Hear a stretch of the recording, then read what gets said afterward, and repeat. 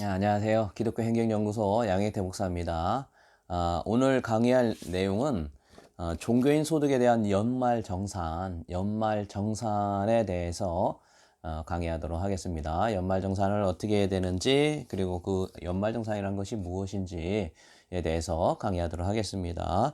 우선 연말정산을 하는 분들은 무조건 다 하는 것은 아니에요. 무조건 다 하는 것은 아니고, 제가 그 강의 그 18강 있죠? 18강 그 종교인 소득 과세 체계라고 하는 그 강의한 내용을 좀 한번 참고를 해 주시기 바라겠습니다. 18강이에요. 거기에 보면은 연말정산을 다 하는 것은 아닙니다. 그러니까 첫 번째로 연말정산을 하는 경우에는 원천징수를 하셨어야 돼요. 원천징수. 예, 원천징수를 하신 경우가 연말정산을 하냐 안 하냐를 정하는 거지, 원천징수를 안 하셨는데 연말정산을 하는 건 아닙니다.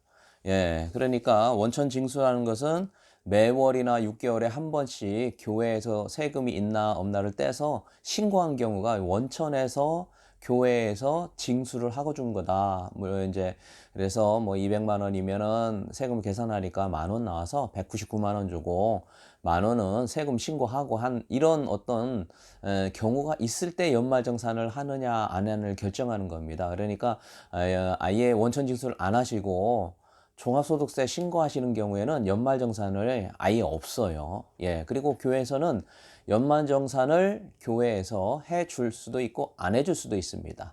예, 만약에 해줄 경우에는 지금 하는 방법대로 하는 거고, 안 해줄 경우에는 종합소득세 때 신고를 하는 거다. 그래서 제가 18강 때 그 내용이 있으니까요. 한번 보시기 바랍니다. 지금 연말정산을 하는 경우에는 원천징수 교회에서 매달마다 얼마씩 세금을 떼고, 또는 세금이 하나도 없을 경우에는 그냥 매월 신고하든지 아니면 반기별로 6개월에 한 번씩 신고하든지 했을 경우에만 연말정산이 있는 거예요.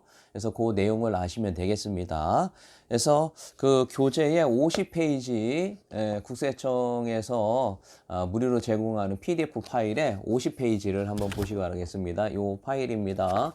파일의 50페이지를 보시면은 되겠습니다. 자, 50페이지 동그라미 1번 연말정산이란 무엇이냐 이렇게 돼 있죠. 연말정산이라고 쭉 소개되어 있는데 확정하는 제도, 맨 밑에 보면 확정하는 제도, 세액을 확정하는 제도다 이렇게 돼 있습니다. 이게 무슨 얘기냐면 지금까지는 1월 달에 원천징수하고 2월에 하고 3월에 하고 뭐 이렇게 계속 1월부터 했던 내용을 그 다음 해에 2월 달까지 연말에 정산하는 거 아시죠?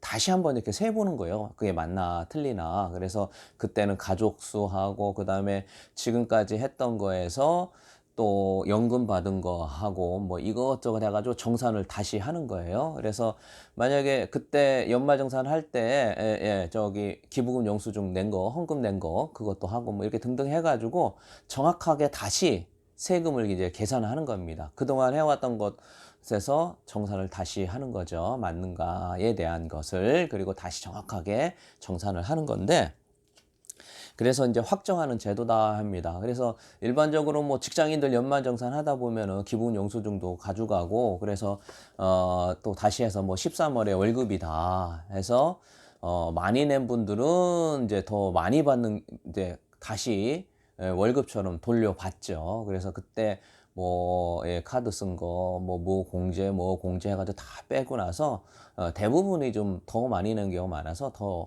이제 많이 받죠. 그래서 13월에 월급이다 하는 경우가 많은데, 근데 이제 가끔씩 이제 제가 강의를 다니면은 이거 물어보시는 분이 계셨는데, 우리도 해야 되냐, 종교인도. 그랬는데 종교인도 하는 거고 세금을 하나도 안 내신 분이 계셔요.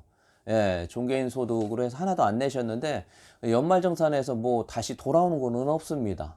예, 그러니까 세금을 조금이라도 내시거나 뭐 이렇게 해가지고 하신 분들이 연말정산하면서 돌려받거나 그러죠. 세금 안 내신 분들은 돌려받을 생각하지 마시고 그냥 정산 다시 해가지고 내기만 하시면 됩니다. 예, 그러니까 연말 정산에서 뭐 돌려받는 경우는 세금을 많이 내신 분들이 그렇고요. 지금 하는 건 종교인 소득 연말정산입니다. 그러니까 근로자들 연말정산과는 다르다라는 거예요. 그래서 연말정산에 들어가는 정산해주는, 그 다음에 공제해주는 것들이 다르기 때문에 근로소득으로 신고하신 분과 종교인 소득으로 신고하신 분이 연말정산하는 그 정산 내용하고 공제해주는 것들이 좀 다른 것들이 있다라는 겁니다. 제가 좀 전에 얘기했던 카드 사용한 내용 뭐 이런 거 있죠. 이런 거는 종교인 소득에서는 안 해줘요. 정산을.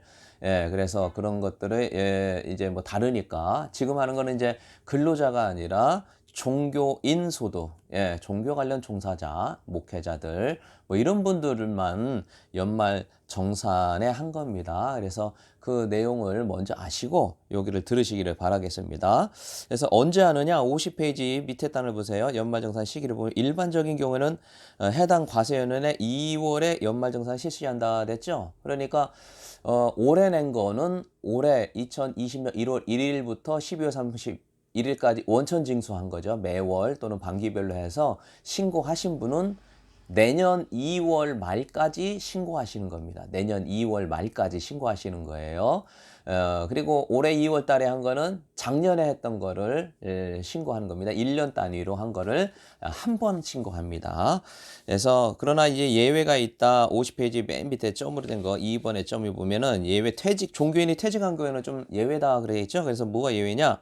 종교인이 연도 중에 퇴직한 경우 퇴직한 달에 급여를 지급할 때 연말정산하고 원천징수 영수증을 교부해야 된다. 그러니까 연말정산이 2월 달에 하는데 퇴직한 경우는 다르다는 겁니다. 퇴직했으면 퇴직하고 그 다음 달에 지급할 그 달에 연말 정산을 하고 이렇게 원천 징수를 받았습니다 하고 그 영수증 줘라. 그 이야기가 되겠습니다. 자, 그리고 51페이지를 보시면은요, 연말 정산을 위한 제출 서류가 있어요. 여기서 보면은 뭐 제출 서류가 뭐냐면은 3번에 반가를 1번이죠. 종교단체가 제출한 서류가 있는데 종교단체가 종교인 소득을 연말정산하는 경우에 최초로 연말정산하려고 하려는 해당 과세기간의 종료일까지 종교인 소득액 연말정산 신청서를 사업장 관할 세무서장에 제출해야 된다. 연말정산 신청서를 내라 그 얘기입니다. 연말정산 신청서요. 그래서 연말정산 신청서를 가서 세무서에 제출을 하시던지 아니면은 거기 홈택스에서 제출하는 방법이 소개되어 있죠. 51페이지 네모 박스에 보면요. 홈택스에서 신청 제출해서 일반 세무 서류 신청하고 민원명 찾기에서 검색해서 인터넷 신청해라. 그래서 연말정산 신청서를 처음에 할 때, 최초로 할 때요. 이것을 내고 해라. 그 이야기입니다. 그래서 연말정산 신청서를 제출을 하고 우리는 연말정산 할 겁니다. 라고 보고를 하고 하라는 겁니다. 계속 얘기합니다만, 아유, 우리는 연말정산 뭔지 모르겠다, 안 하겠다 싶으면은 교회는 안 할 수도 있다라는 겁니다. 안 할 수 있으면 어떻게 됩니까?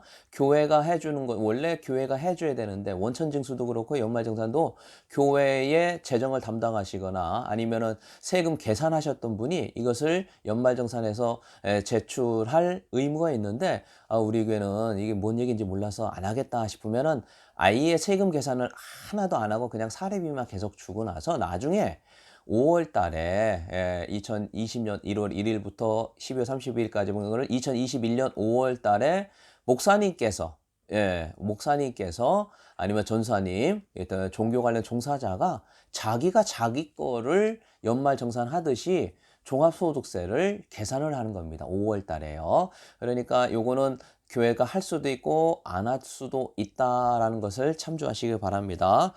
그래서 여기에 보면은 연말정산 신청서를 작성해서 내시면 되겠습니다. 그래서 51페이지 보면은 그런데 하다가 더 이상 연말정산을 안 해야 되겠는 거예요.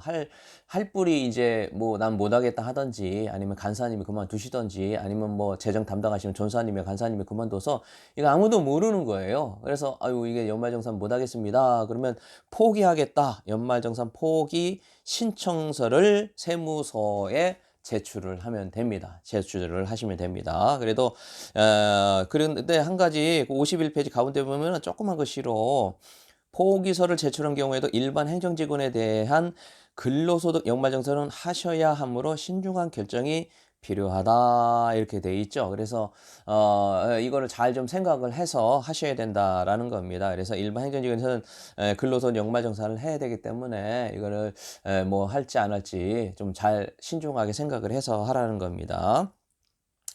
예, 이번 강의는 여기까지 하도록 하고 연말정산에 대해서 다음 강의 때 계속해서 하도록 하겠습니다. 감사합니다. 좋은 하루 되세요.